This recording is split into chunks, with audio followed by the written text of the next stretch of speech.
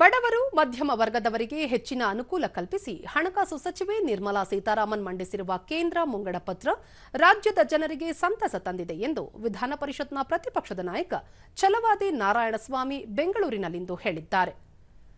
ಪರಿಶಿಷ್ಟ ಸಮುದಾಯಗಳಿಗೆ ಕಾರ್ಖಾನೆ, ನವೋದ್ಯಮ ಆರಂಭಿಸುವವರಿಗೆ 20,000 ಕೋಟಿ ರೂಪಾಯಿ ಸಾಲ ನೀಡುವ ಪ್ರಸ್ತಾಪ ಸ್ವಾಗತಾರ್ಹ. ಈ ಕ್ರಮದಿಂದಾಗಿ ಯುವಕರಿಗೆ ಅನುಕೂಲವಾಗಲಿದೆ ಎಂದು ಹೇಳಿದ್ದಾರೆ.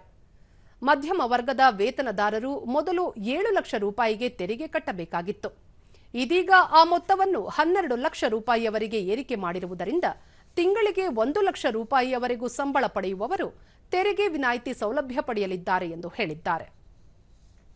ಮಧ್ಯಮ ವರ್ಗದ ಮತ್ತು ಯಾರು ಸ್ಯಾಲರಿಡ್ ಇವತ್ತು ಸಂಬಳವನ್ನು ನಂಬಿ ಇರ್ತಿದ್ರೋ ಅಂತವರಿಗೆ 7 ಲಕ್ಷಕ್ಕೆ ಮೊದಲು ಟ್ಯಾಕ್ಸ್ ಅನ್ನ ಕಟ್ಟಬೇಕಾಗಿರಲಿಲ್ಲ.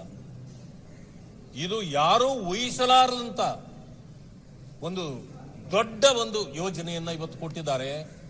12 ಲಕ್ಷದವರೆಗೆ ಯಾರಿಗೂ ಕೂಡ ಟ್ಯಾಕ್ಸ್ ಇರೋದಿಲ್ಲ.